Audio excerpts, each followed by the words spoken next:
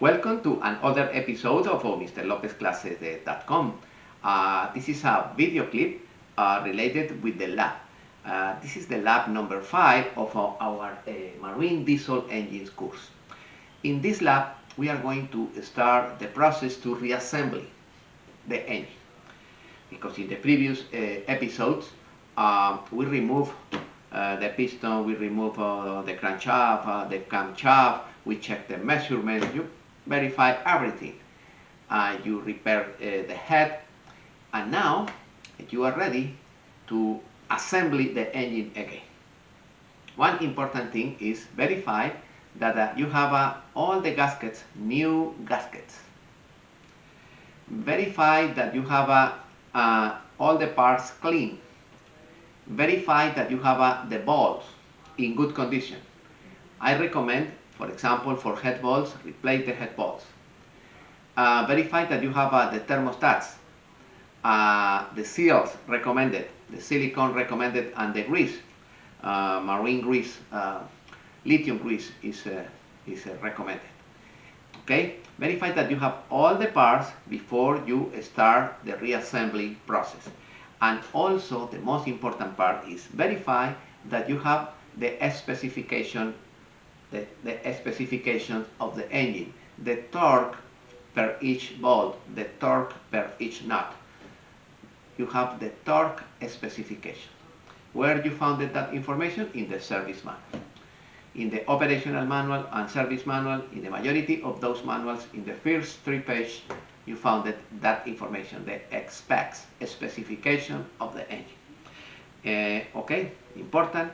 The oil, prepare the oil that we are going to use, racks, oil absorbers, in order to keep clean the area. One of the secrets when you reassemble engines is you need try to keep the engine in constant movement with your hand. What is the meaning of that? Normally, I recommend at the end of the crankshaft, put the nut where the harmonic balancer is located and install a big socket with the ratchet and an extension pipe. And each element that you install, piston number 1, you rotate with your hands, and you verify that everything is rotated. I am going to install piston number 2. I introduce the piston number 2, I install the piston number 2, and I rotate again. Always rotate, and too much oil. With your hands, you added oil in the parts, in the cylinder wall, in the piston, in the connecting rod, and you rotate with your hand. If suddenly the engine stops, it's because in that moment you make a mistake. You need to come back and verify where was the mistake. We are going to start from the bottom of the block. In other words, we are going to put the block with the face where the head is located, facing down, and the bottom facing up. In that way, it's easy to introduce the crankshaft. It's easy to introduce the crankshaft. Okay? And now, you can put the main journals of the crankshaft. And you apply a little torque, not the final torque. And with oil on the bearings, you rotate with your hand the crankshaft. The crankshaft should be rotating free, completely free, no restrictions. Don't torque with the final torque, not yet. Okay, we are going to approximate all the bolts of the main journals, and we are going to rotate with your hand. Okay, that's clear? All right, don't forget, you need the torque specifications of the service manual. Okay, now we are going to start to introduce piston by piston. Okay, you need to be prepared, the connecting rod, the cap, the piston, everything properly organized, and oil. All right, you added oil in the cylinder wall, and 2 people, one person introduce the piston from top, and other person in the bottom. With your fingers you organize that the balls, the studs of the connecting rod don't touch the crankshaft. Some technicians, they prefer cover those studs with electrical tape in order to protect the crankshaft. This is a good recommendation. Okay, and one person on top start with the tool to compress the rings and the rubber hammer to introduce the pistons. You remember? Okay, that's the process. The other person in the other side receive the connecting rod and tie the connecting rod. Tie, no final torque. Use approximated. Alright, and once again, rotate the crankshaft with your hand. Rotate and verify that it's rotating properly. Don't forget, when you introduce the piston, check that the piston is facing forward to the piston number 1. All the pistons, like in the video, they have the dot indicating that it's in front. Okay, that's the process to install. And now you continue with other piston and you do exactly the same procedure, and you rotate with your hand, you torque, no final torque, you tight properly, but it's not the final torque. A lot of oil in the bearings, a lot of oil in the cylinder wall, and you rotate with your hand. When all the pistons are in and all the connecting rods are tight, you can apply the final torque. The final torque on the main journals and the final torque on the caps of the connecting rods. Okay, don't forget, I recommend start in the middle of the crankshaft and goes out into the sides of the crankshaft. One per one, and once again rotating. If in one moment it stops suddenly, it's because in the previous step something is wrong and you need to verify. Probably the cap of the connecting rod is switched, or probably that piston is not facing forward, it's facing backwards. Yeah, you need to verify what happened and continue with the next and the next. We are going to do the torque in all the connecting rods, and all the main journals. Okay, now the pistons are installed, and the main journals and the caps on the connecting rods are properly torqued. We are going to incline the block vertical. The block is facing vertical. And now, that's the moment to introduce the camshaft. We are going to introduce the camshaft carefully. Carefully, only one person introducing the camshaft. Nobody help, nobody introduce your fingers inside of the block. Only one person. The camshaft with the gear of the camshaft. With the gear of the camshaft, you help to introduce the camshaft appropriately. And now, don't forget, before you push the last part of the camshaft, you introduce the half moon and you torque the half moon. The half moon is a piece of metal used to avoid that the camshaft be out. Alright, now you tight the half moon, the camshaft is on place, the crankshaft is on place, but they are not on time. Okay? We are going to introduce from the top of the block the hydraulic lifters, the lifters.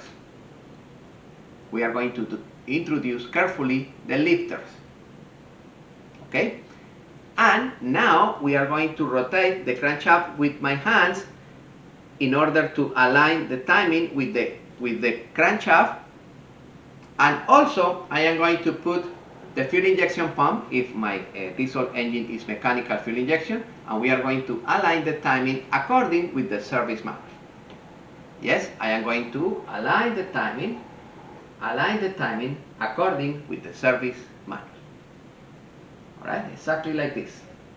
In that particular case is with timing chain, crankshaft, and fuel injection pump. Exactly. And or if it's gear with gear, I need to align the timing exactly with the fuel injection pump, crankshaft, and camshaft. Okay? Alright. Now the timing is aligned, camshaft on place, crankshaft on place, fuel injection pump on place. We are going to introduce the push rods, because I have the hydraulic lifters or lifters inside. I am going to introduce the push rod. Before you introduce the push rods, verify on a table in a flat surface that all the push rods are straight. And verify with air, remember that the push rods are hollows, blow the push rods and verify that all the push rods are clean. Because we need, after that, verify that the oil circulates. Okay, we are going to introduce the push rods on the position, and now we are ready to put back the head. Yes, we are going to clean the head. You put back the head. Of course, before you locate the head gasket. Before you put back the head, you locate the head gasket. Normally, this is my recommendation. I apply a little film of grease in both sides, on the block and on the head. It's a little film. It's practically invisible. Film of grease, and after that I set the new head gasket. And when the new head gasket is over there, I verify that all the holes are free. I verify before I install the head gasket that the head gasket match with the old one, exactly the same head gasket. Put back the head gasket, and now the head on place. And now I start to put the balls approximated. I tied with a regular wrench, with a regular socket and ratchet. I torque the bolts, no the final torque. Okay? And now, with the head in position, I start with the torque procedure. I am going to apply the torque in the head bolts according with the manufacturer specification. For example, if the torque for the head bolts is 65 foot-pounds, is an example, I am going to start with 35. Normally, I use the technique of the spiral, starting in the middle and going out. Alright, I start in the middle, 35, 35, 35, 35, 35, 35, 35, until the outers. After that, I increase my torque meter to 45 foot-pounds. I apply 45, 45, 45, 45, and the last one, 65, starting in the middle and going out. That's the final torque. Okay, now the torque is properly, the head is properly torqued, and I am ready to install the rocker arms. In some cases, the rocker arm is a rail with all the rocker arms integrated. In some cases, they are individuals. I put the rocker arms over the head, and I torque according with the specifications, the torque of each connecting rod. Right? Remember that the engine in this moment is in zero position. Now my connecting rods are properly torqued, and now I am ready to install the circulating pump, coolant pump, in front of the engine, the coolant pump, and the thermostat housing with the thermostat inside. Be careful with the position of the thermostat. Should be exactly in the same position. If you switch the position of the thermostat, you produce overheating and you can damage the engine. Be careful with the position of the thermostat. Install the thermostat and the thermostat housing. Correct? The timing cover, install the timing cover. Now the timing cover is on place. Install the harmonic balancer. Install the pulleys. Alright? And now you are ready to install intake and exhaust manifolds. Intake and exhaust manifolds. In some cases, before you install the exhaust manifold, you need to install the fuel lines in between the fuel injection pump and the injectors. The fuel lines, and after that, the intake manifold and exhaust manifolds. Okay, right now the intake manifold and exhaust manifolds are on place. You are ready to put back the turbocharger at the end of the exhaust manifold, turbocharger. And now you are ready to install the expansion tank and the heat exchanger. In some cases, when you install the exhaust manifold, the expansion tank and heat exchanger is integrated with the exhaust manifold. In some cases, it's separated.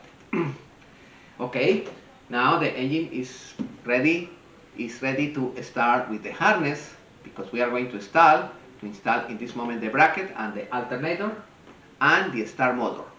The start motor in the back, the bracket with the alternator up front, and we are going to start with the harness. We are going to start to identify where are located each cable in the harness. Remember that before you start, you take a lot of pictures before you start the disassembly of the engine, and additionally you have the service manual. This is the true moment. We are going to install the harness, and we are going to connect all the sensors, all the electrical and electronic equipment connected together with the harness. Alright, this is the moment to connect the harness, cable by cable, sensor by sensor. And now we are going to add it oil. We are going to add it coolant. Be careful, put the cap on the oil pump, put the cap on the radiator or heat exchanger, and you are ready. If you put the fluids properly, check the level of the fluids, and try to crank the engine. Only crank the engine to verify that the rotation of the engine is good, is free. And I recommend to start the engine, connect a portable tank with fuel directly at the input of the priming pump. Directly at the input of the priming pump, you connect your portable tank, and you are ready to start the engine. Normally I start the engine with the valve cover open. Other person help to me to crank, like Mr. Rodriguez in this case, and the engine start. Normally I help a little with a little starting fluid. The engine start, and I verify that the oil is circulating through the connecting rods and going down by gravity. Correct, like this. Exactly, the oil is going out. I verify that the oil lubricates everything. I verify that the smoke is good. My engine is ready. Now I am ready to install the fuel lines of the boat and the rest of accessories like a filter, everything. This is the process, my friends, to putting back the engine. Gas or diesel is basically the same. Of course, there are a lot of details about the position of the harness, but this is the point. This is the secret. I hope you enjoy this lab. I hope that with your instructor or by yourself, in your home, in your shop, you follow my recommendations and you enjoy this wonderful laboratory.